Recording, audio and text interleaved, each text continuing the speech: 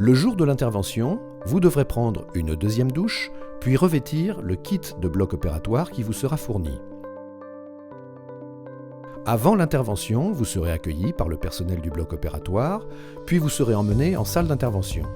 Lors de la préparation, nous vérifierons à nouveau votre identité, la nature de l'intervention ainsi que le côté à opérer. Une fois endormi, vous serez positionné sur la table d'opération. La peau de tout le membre inférieur sera alors désinfectée et les champs opératoires seront disposés autour du site par le chirurgien et ses aides. La chirurgie peut alors débuter.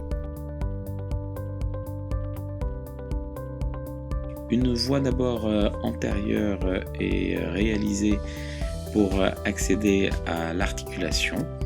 La capsule articulaire est alors exposée puis ouverte à l'aide d'un bistouri.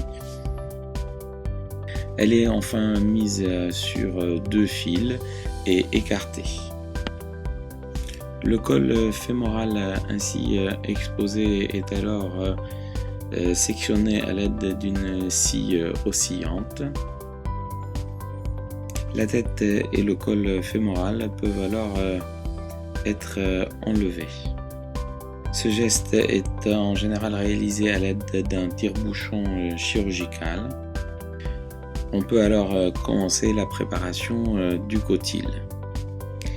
Celle-ci est faite à l'aide d'une fraise motorisée qui va enlever toutes les parties abîmées d'os et de cartilage. Le cotyle ainsi préparé peut recevoir la pièce prothétique qui est composée de deux parties, une partie métallique fixée à l'os et une partie en alumine qui s'articule avec la tête. On peut alors commencer la préparation du fémur qui se fait tout d'abord à l'aide d'une curette, puis en passant des râpes successives de diamètre croissant.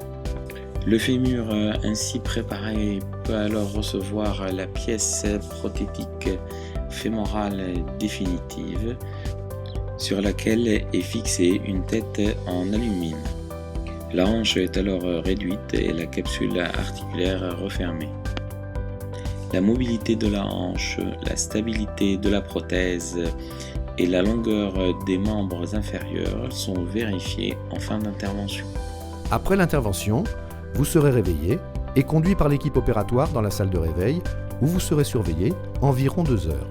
Dès que les paramètres vitaux demeureront stables, votre état de conscience satisfaisant et votre douleur maîtrisée, vous serez raccompagné dans votre chambre. Vous serez installé par les infirmières et les aides-soignantes de l'étage pour vérifier les paramètres vitaux et débuter les traitements post-opératoires prescrits par l'anesthésiste. Selon l'heure de votre retour du bloc, le kinésithérapeute passera dans votre chambre afin de vous expliquer les premières étapes de la rééducation selon les consignes du chirurgien et pourra procéder au premier lever.